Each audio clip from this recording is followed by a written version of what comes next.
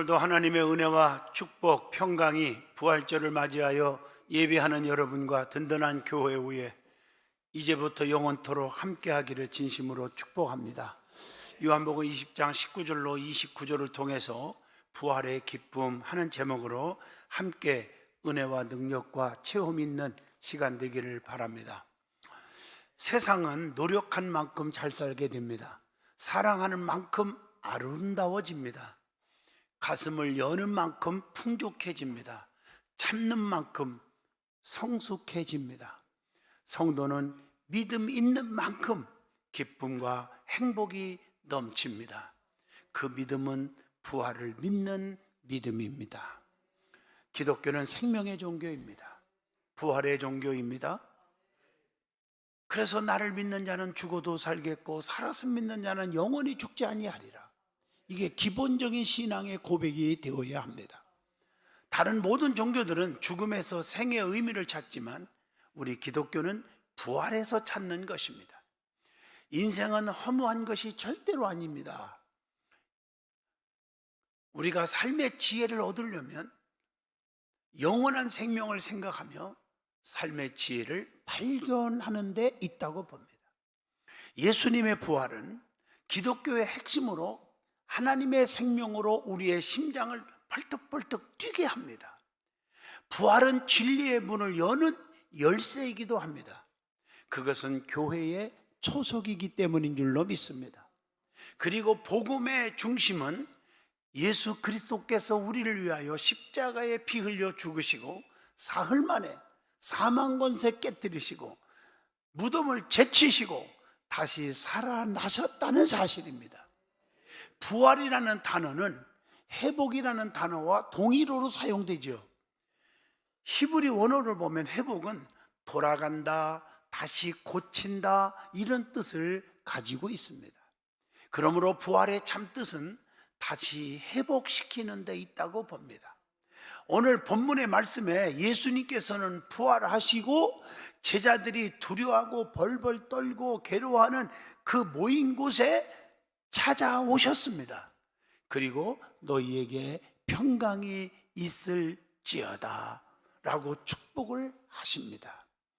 손과 옆구리를 본 제자들은 진짜 부활하신 예수님을 보고 너무너무 기뻐했다고 기록되어 있습니다.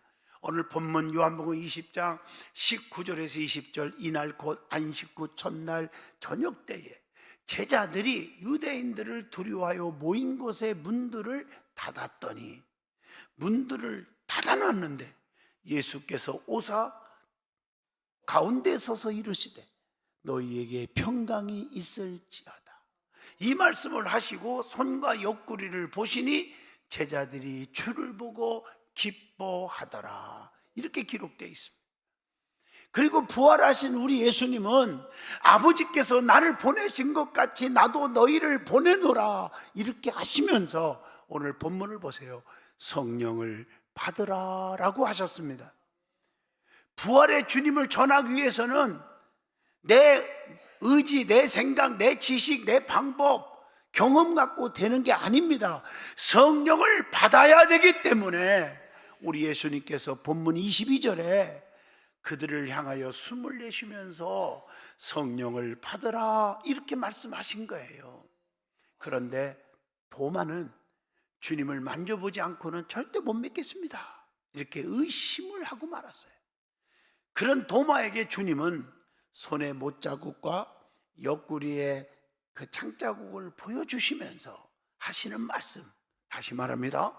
여러분 의심하는 사람, 하나님을 의심하고 주님을 의심하고 부활을 의심하고 교회를 의심하고 성도들을 의심하고 목사를 의심하고 이런 자들에게 하시는 말씀이 여기 나와요. 믿음이 없는 자가 되지 말고 믿음 있는 자가 되라 이렇게 말씀하셨어요. 오늘 본문 27절입니다. 오늘 여러분 믿음 있는 자가 누구이고 믿음 없는 자가 누구입니까? 의심하는 사람은 믿음이 없는 거예요. 믿음이 없으니까 주님의 은총과 기적이 없는 거예요. 성경 보세요. 야고보서 1장 6절 의심하는 사람은 마치 바닷물에 밀려 요동하는 물결과 같으니 이런 사람은 주께로부터 얻기를 생각도 하지 말라 그랬거든요.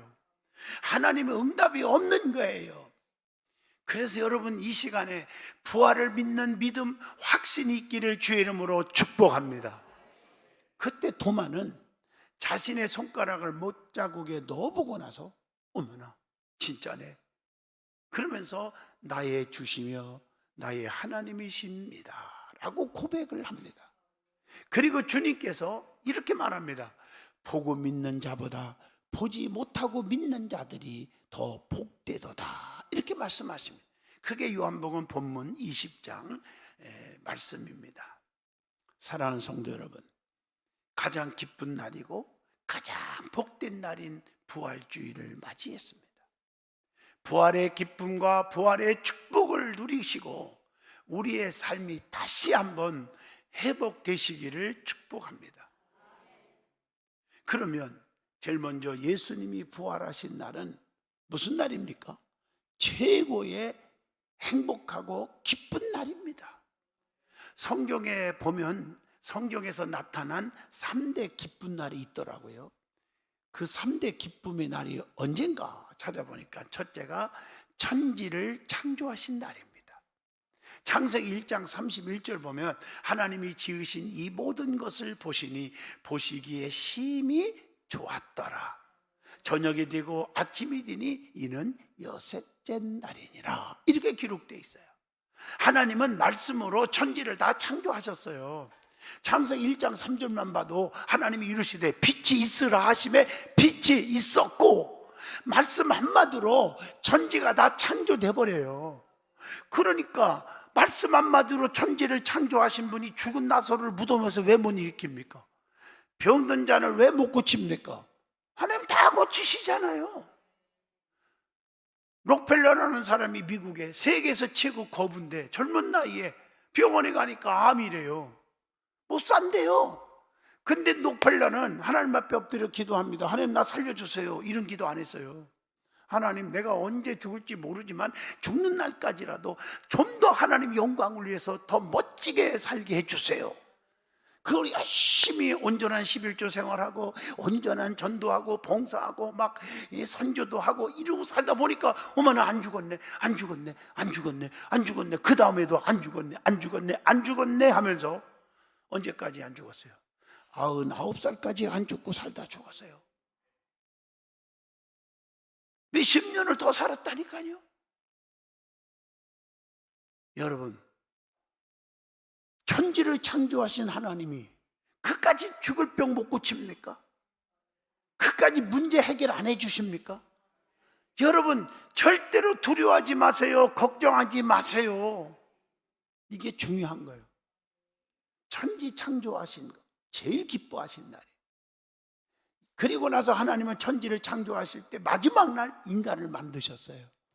왜 마지막 만들었을까? 인간을 너무 사랑하시기 때문에 인간이 살기에 편리하도록 다 만들어 놓고 마지막 인간을 만드신 거예요. 멋있잖아요. 그리고 흙으로 빚으시고 생기를 불어넣으니 생명이 되었다 이렇게 창세기 2장 7절에 말씀합니다. 그리고 나서 생육하고 번성하라 하고 축복을 주십니다. 창세기 1장 28절 말씀이죠. 그리고 땅에 충만하라 땅을 정복하라 바다의 물고기와 하늘의 새와 땅에 움직이는 모든 생물을 다스리라 하시니라 이렇게 말씀하셨어요. 두 번째 제일 기뻐하는 날이 언젠가 예수님께서 이 땅에 탄식하신 날 탄생하신 날 이 땅에 예수님이 오신 날 가장 기쁜 날이에요. 누가복음 2장 10절로 11절에 두려워하지 말라 보라 내가 온 백성에게 미칠 큰 기쁨의 좋은 소식을 너희에게 전하노라. 오늘 다윗의 동네에 너희를 위하여 구주가 나섰으니 곧 그리스도 주시니라. 예수님의 이 땅에 오심은 전 인류를 구원하기 위해서 오신 거예요. 요한복음 3장 16절 하나님이 세상을 이처럼 사랑하사 독생자를 주셨으니 이는 저를 믿는 자마다 멸망치 않고 영생을 얻게 하려 하심이니라. 누가복음 2장 11절 오늘 다윗의 동네에 너희를 위하여 구주가 나섰으니 곧 그리스도 주시니라. 주님의 이 땅에 오심은 지극히 높은 곳에서는 하나님께 영광이요 땅에서는 기뻐하심을 입은 사람들 중에 평화로다라고 말씀을 합니다. 예수님은 새로운 살 길을 열어놓으시려고 이 땅에 오신 거예요. 그래서 너무 기쁜 날이에요. 히브리서 10장 20절 말씀, 요한복음 14장 6절 말씀. 세 번째 기쁜 날이 언제일까요? 성경에 예수님께서 죽었지만 사망 권세 깨뜨리시고 무덤을 채치시고 다시 살아나신 부활이에요. 본문 요한복음 20장 19절의 말씀입니다. 절망의 삶에서 희망의 삶으로 바꿔주셨기 때문에 기쁜 날입니다. 고린도전서 15장 22절 아담 안에서 모든 사람이 죽은 것 같이 그리스도 안에서 모든 사람이 삶을 얻으리라. 주님의 죽으심으로 많은 사람들이 절망에 빠져 괴로움과 근심 속에 있을 때 주님의 다시 사심으로 절망이 희망으로 바꿔지게 되었습니다. 죽음에서 생명으로 바꿔놓았기 때문입니다. 요한복음 11장 25절로 26절에 예수님께서 이르시되 나는 부활이요 생명이니 나를 믿는 자는 죽어도 살겠고 무릇 살아서 나를 믿는 자는 영원히 죽지 아니하리니 이것을 네가 믿느냐? 여러분, 나사로가 죽었지만 마리아와 마르다는 주님이 여기 계셨더라면 내 오라비가 죽지 않았겠나이다라고 고백합니다. 우리가 아무리 불가능한 일이 생겨도 주님이 계시면 걱정이 없다는 거예요. 이런 일이 있을 수가 없는 거죠. 그러나 이제라도 주님께서 오셨으니까 주님이 하시면 내 오라비가 살 줄로 믿나이다. 요한복음 11장 22절의 말씀입니다. 우리 주님께서 부활의 신앙을 물어볼 때 믿나이다라고 고백했더니 의심하지 않고 주님의 다시 사심을 믿나이다라고 고백했더니 예수님은 나사로를 무덤에서 살려내셨습니다. 요한복음 11장 43절 44절 큰 소리로 나사로야 나오라 부르시니 죽은 자가 수족을 배로 동인 채로 나오는데 그 얼굴은 수건에 쌓였더라. 예수께서 이르시되 풀어놓아 다니게 하라 하시니라. 여러분, 잠자는 신앙에서 깨어 일어나는 신앙으로 회복시켰기 때문에 예수님의 부활은 가장 기쁜 날입니다. 에베소서 5장 14절의 말씀입니다. 많은 제자들이 예수님의 부활을 그리고 전파를 했습니다. 마가복음 16장 20절 제자들이 나가 두루 전파할세 주께서 함께 역사하사 그 따르는 표적으로 말씀을 확실히 증언하느니라. 그리고 예수님의 부활은 마귀를 이긴 승리이기 때문에 가장 기쁜 날인 것입니다. 고린도전서 15장 55절로 58절 사망아 너희의 승리가 어디 있느냐? 사망아 내가 쏘는 것이 어디 있느냐? 사망이 쏘는 것은 죄요 죄의 권능은 율법이라. 우리 주 예수 그리스도로 말미암아 우리에게 이김을 승리를 주시는 하나님께 감사하노니 내 사랑하는 형제들아 견실하며 흔들리지 말며 항상 주님의 일에 더욱 힘쓰는 자들이 되라. 이는 너희 수고가 주 안에서 헛되지 않은 줄을 알미라. 여러분들 이게 기적이에요. 부활을 믿을 때 기적이래. 그 다음에 예수님은 부활하신 후에 어떤 일을 하셨습니까? 히브리서 5장 7절 보면 말씀을 잘 보여주고 있죠. 부활하신 예수님은 만나는 자마다 첫째로 평강이 있을지어다라고 축복하셨습니다. 요한복음 20장 19절입니다. 특별히 21절 보면 예수께서 가라사대 너희에게 평강이 있을지어다. 아버지께서 나를 보내신 것 같이 나도 너희를 보내노라. 이렇게 말씀합니다. 부활의 믿음을 가진 자는 평강을 소유하고 있습니다. 부활의 주님을 만난 스데반 집사 보세요. 돌로 찍어서 피투성이 되고 아픈데도 얼굴이 천사의 얼굴과 같았더라. 사도행전 6장 15절에 말씀을 줍니다. 은혜 받은 자는 아무리 힘든 일이 있고 피투성이가 돼도 얼굴 모습이 달라져야 됩니다. 모세가 시내산에서 하나님을 만나 계명을 받고 내려올 때 얼굴이 어떻게 됐어요? 광채가 빛났어요. 그 산에서 내려올 때 모세는 자기가 여호와와 말하였으므로 말미암아, 즉 하나님과 대화를 했으므로 말미암아 얼굴 피부에 광채가 나나 깨닫지 못하였더라. 이런 말씀이 있죠. 사도 바울을 보세요. 복음을 전하다가 감옥에 갔는데 감옥에서도 평강이 넘치며 찬송을 했어요. 그랬더니 사도행전 16장 25절 하나님을 찬송하며 제수들이 듣더라. 이렇게 나옵니다. 사도 바울은 감옥에서도 항상 기뻐하라. 다시 말하노니 기뻐하라. 빌립보 4장 4절에 그렇게 말씀을 주고 있습니다. 우리 주님이 주시는 평안은요, 세상이 주는 것과 같지 않다고 했어요. 내가 너에게 주는 것은 세상에 주는 것 같지 아니하니라. 너희는 마음에 근심하지도 말고 두려워하지도 말으라고 그렇게 말씀하잖아요. 세상에서 얻는 그 눈으로 보이는 세계는 잠시뿐이에요. 달면 삼키고 쓰는 뱉은 그런 세상이니까. 아무리 좋은 친구도 죽고 못 사는 사이일지라도, 고백하고 사는 사이일지라도 그냥 원수가 되기도 하고 헤어지고 그냥 슬픔을 안겨다 줄 때가 있더라고요. 그러나 하나님이 주시는 평안, 하나님이 주시는 축복은요, 영원하다는 거예요. 변하지 않는다는 거예요. 피 흘려 사신 교회를 사랑하는 자는 생명과 평안을 주신다고 했잖아요. 그래서 교회를 통해서 축복을 받고 평안을 얻으세요.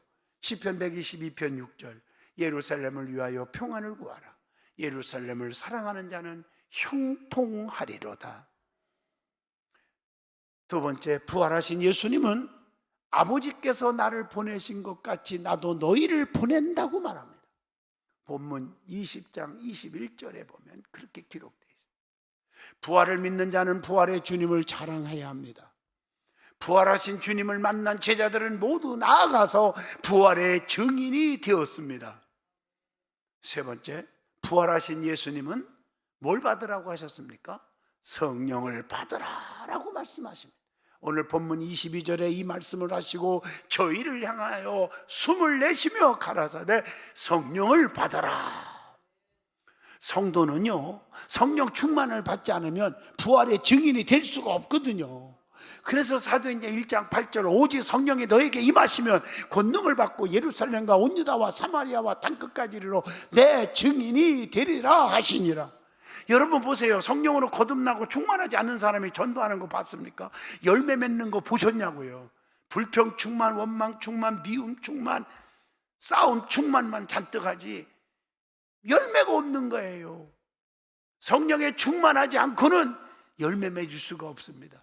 그래서 스가랴 4장 6절 스룹바벨에게 하신 말씀이 이러하니라. 만군의 여호와께서 말씀하시되 이는 힘으로 되지 아니하며 능력으로 되지 아니하며 오직 나의 영으로 되느니라. 성도는 비둘기 같은 성령, 생수 같은 성령을 받아야 합니다.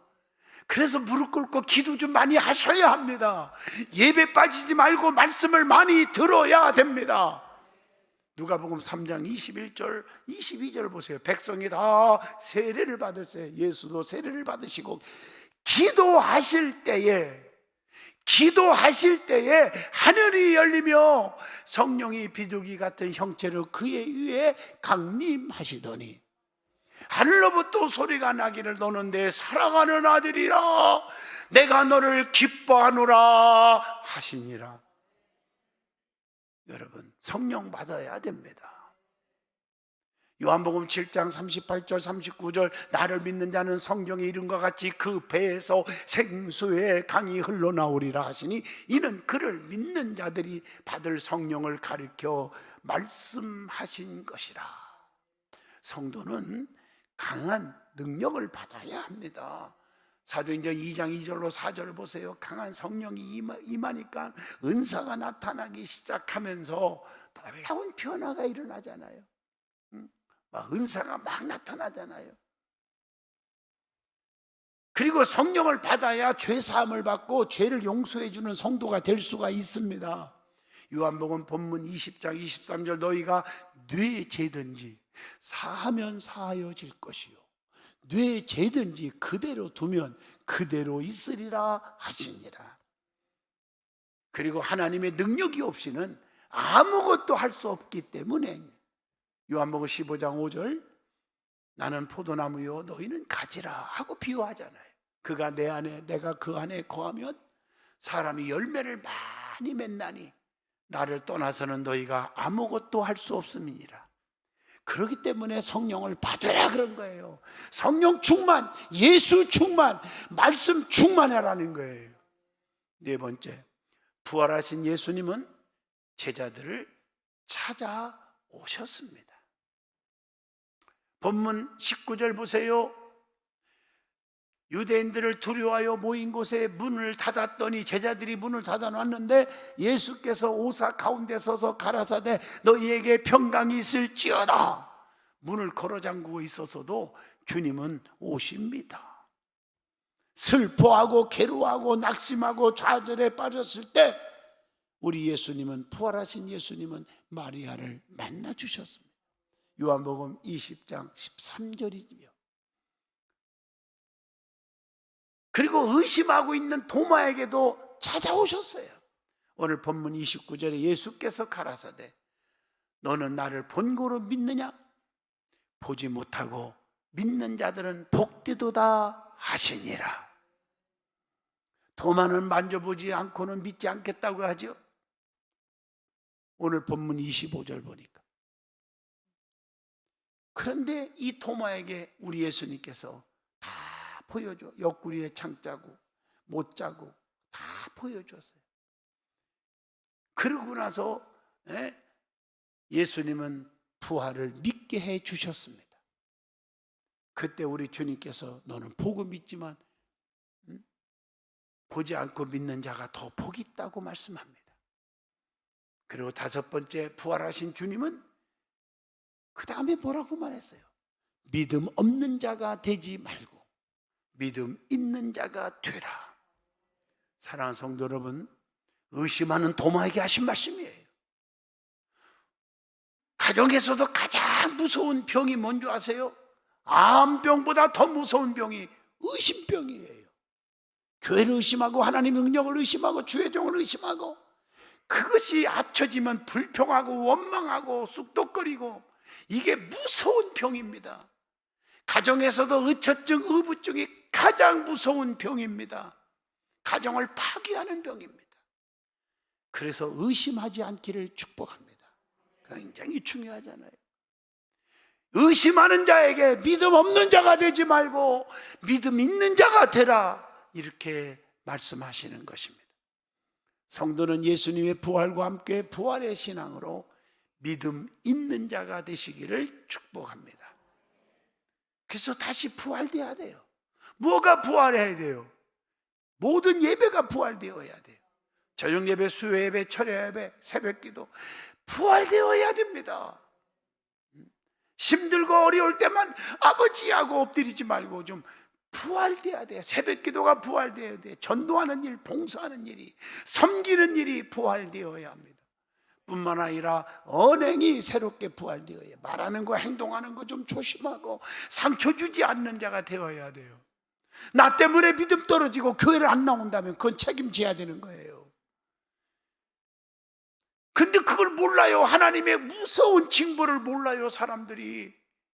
여러분, 누구든지 자식이 됐건 가정이 됐건 성도들이 됐건 그 입술로 행동으로 인해서 상처 줘서는 안 돼요. 저는 목사니까 상처받은 성도 보면 막 가슴이 찢어져요. 여러분은 아무것도 아닌 것처럼 보일지 몰라도 여러분의 행동이 부활되기를 축복합니다. 믿음으로 부활돼, 사랑으로 부활돼. 이제 말씀을 맺겠습니다. 여러분, 하나님의 은혜와 주님의 축복을 받기를 원하십니까? 내가 여러분에게 몇 가지를 소개하고자 합니다. 그러면 얼굴에 웃음꽃을 피우십시오. 웃음꽃에는 천만불의 가치가 있다고 했습니다. 그리고 세상을 향해서 축복하세요. 세상도 나를 위해 축복해 줍니다. 기도하십시오. 기도는 소망 성취의 지름길이고 열쇠가 됩니다. 그리고 준비하고 사십시오. 준비가 안 되면 들어오는 떡도 못 먹는 거예요. 그리고 끊임없이 베푸십시오. 샘물은 퍼줄수록 더 맑은 물이 나옵니다. 그리고 남의 잘함을 보고 박수 치십시오. 그래야 내가 복을 받습니다. 그리고 때로는 손해볼 때가 있어요. 기쁜 마음으로 넘기세요. 손해가 손해만은 아닐 때가 옵니다. 그리고 열정을 가지고 사십시오. 뜨거운 열정은 삶의 내용을 아주 바꿔놓습니다.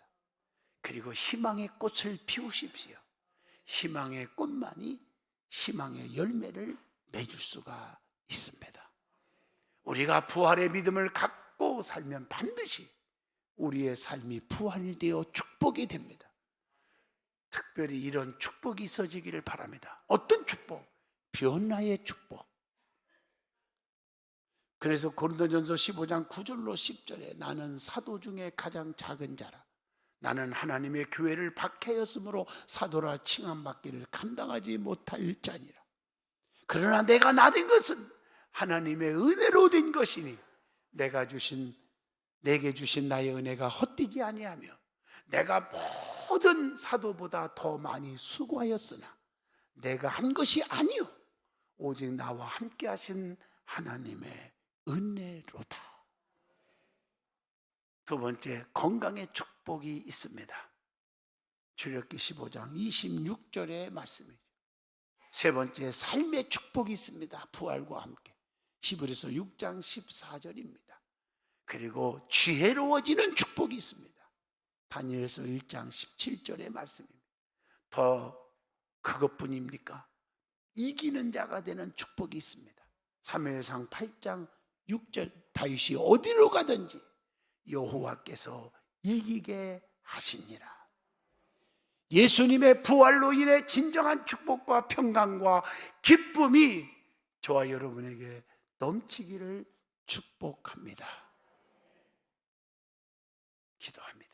거룩하신 하나님, 부활의 기쁨이 저들의 기쁨이 되게 하옵소서. 부활의 은총이 저들의 은총이 되게 하옵소서. 부활의 기적이 저들에게 나타나게 하시옵소서.